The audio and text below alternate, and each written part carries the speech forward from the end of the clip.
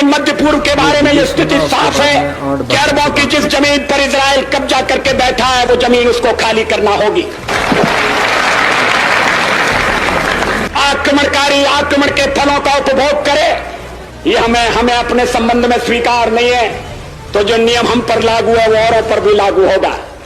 अरबों की जमीन खाली होना चाहिए। जो फिलिस्तीन है, उनके जो फिलिस्तीनी हैं, उनके उचित अधिकारों की प्रस्थापना होना चाहिए।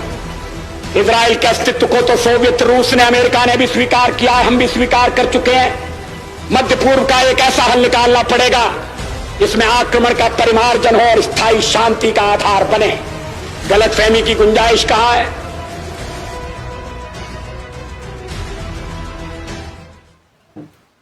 तो ये थे लीडर, ये भी बीजेपी के थे, लेकिन इनके दौर में उस वक्त तो मैं खबरें सुनता नहीं था, छोटा था, लेकिन ये सुना है कि जब ये प्राइम मिनिस्टर थे तो पूरे मुल्क के अंदर महंगाई कम थी, बेरोज़गारी कम थी, अमन और चैन था। और इनके दौरान करगिल में जंग हुआ था, लेकिन ये वो शख्सियत थे जिन्होंने अपने मुल्क को भी बचा लिया, जंग से भी बचा लिया, रियासत को भी बचा लिया और अमन भी पैदा कर लिया।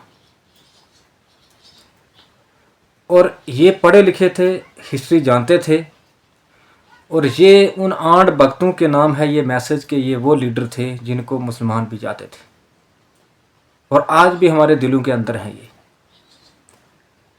महंगाई 0% थी और इलाके में मैंने सुना है कि मुल्क के अंदर, रियासतों के अंदर इतना अनाज हुआ था कि कहने की बात नहीं।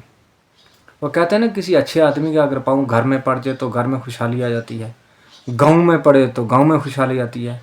इसी तरह अगर कोई अच्छा लीडर मुल्क के अंदर आ जाए तो मुल्क के अंदर बेखुशहाली आती है। उसके बाद मैं 8 वक्तों को ये कहता हूँ जो जहल गवार हैं कि ये आपके लीडर हैं, ये बीजेपी के लीडर थे, ये हमारे मुसलमान नहीं थे। इनके मुंह से ये सच आपने सुन लिया कि जो फ़लस्तीन है, जहाँ पर इसराइल जो हैं गैर कानूनी कब्ज़ा करके बैठे हुए, इस पे स्पेशल मैं एक कंटेंट बनाऊंगा कि ये इसराइली कहाँ से आए थे, हिटलर ने क्यों इनको मारा, और पूरी दुनिया के जितने भी ये शैतानी टोला है नाटो का, वेस्टर्न का, ये हर तरफ की एक छोटी सी किश्ती में बैठ के किसी मुल्क ने इनको एंटर नहीं होने दिया।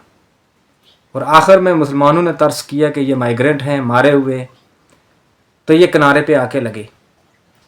और फिर वेस्टर्न जितना भी शैतान टोला था वो इनको सपोर्ट करता रहा, हथियार देता रहा, करते करते आज इन्होंने सारा फ़लस्तीन छीन लिया है। तो ये थी फ़लस्तीन की हकीकत और इसराइलियों की, जो वाजपेयी साहब ने अपने दौर इक़्तिदार में ना चापलूसी की, ना कभी झुके। तो मुल्क भी स्टैंड था, हिंदू मुसलमान इनको चाहता था, और इनके मुंह से ये सुन लो हकीकत क्या है। जो घर में बैठ के तुम हम इसराइल के साथ हैं, हम इसराइल के साथ हैं, और इसराइल तुम जैसों को देख के राज़ी नहीं। समझाई? तो मैं आज भी उनको सलूट करता हूँ, उनकी सोच को, उनके ख्यालात को। ये होते थे लीडर। तो इस वीडियो को ज़्यादा से ज़्यादा शेयर कर देना। ओके, अल्लाह हाफ़िज़।